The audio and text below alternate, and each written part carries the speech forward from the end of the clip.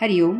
भगवान आद्य श्री शंकराचार्यकृत चरपट पंजरिका स्तोत्रम अर्थात भजगोविंदम. योगदास श्री जय गणेश जोशी यांचे प्रवचन. कैवल्यानंद. योगरतो वा भोगरतो वा संगरतो वा संगविहीनः यस्य ब्रह्मणि रमते चित्तं नंदति नंदति नंदत्येव.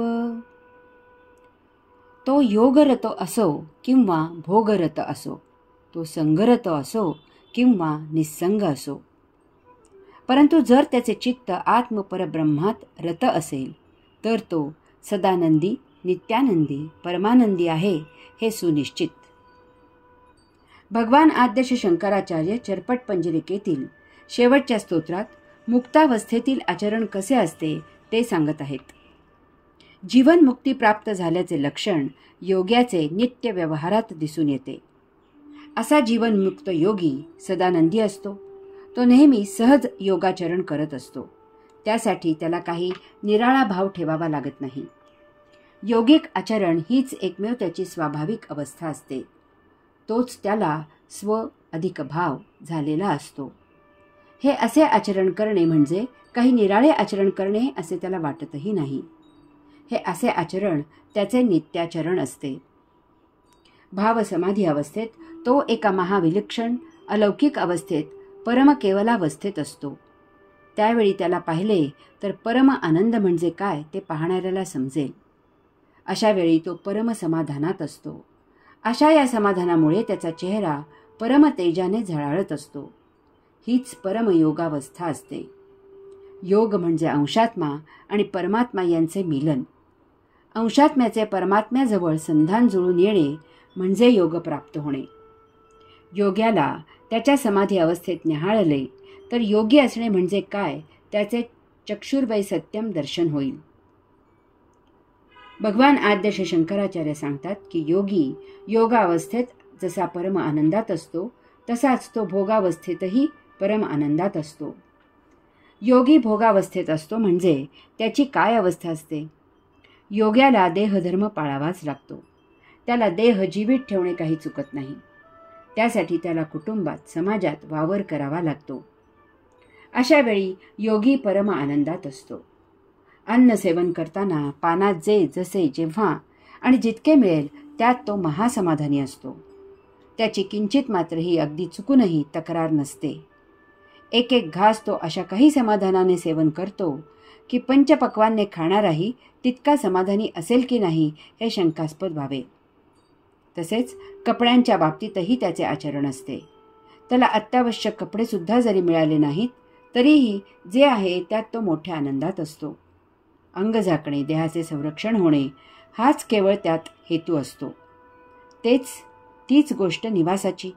देहाला विश्रांती मिळावी इतपत राहायची जी जशी सोय असेल त्यात तो मोठ्या संतोषाने झोपी जातो. समाजात वावर करताना तो इतक्या साधेपणाने वावरतो की त्याच्या शेजारी असलेल्याला आपल्याजवळ कोणी योगी साक्षात्कारी आसामी उभी आहे अशी पुसटशीही शंका येणार नाही.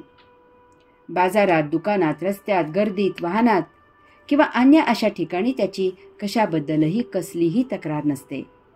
जे आहे ते आपले संचित आहे. ते संपवण्यासाठी अशी सुयोग्य परिस्थिती येथे निर्माण झाली आहे याचे त्याला फार समाधान असते.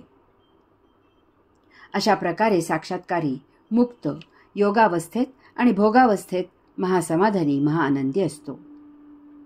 भगवान आद्य श्री शंकराचार्य सांगतात की तो संगी साथी असो किंवा एकटा असो त्याची तक्रार नसते. अनेक जण एकटेपणाला कंटाळतात. घरी एकटे असले की त्यांना घर खायला उठते. योग्याने अंतरात्म्याशी संधान ठेवलेले असते. त्यामुळे तो कधीही एकटा असूच शकत नाही. त्याला एकांत मिळाला तर तो ती पर्वणी समजतो आणि स्वात्म्याजवळ निवांत प्रशांत स्थितीत संधान साधतो. त्यासारखा परमानंद नाही. याचप्रमाणे तो जरी संगी साथी यांच्या समवेत असला तरीही त्याची तक्रार नसते.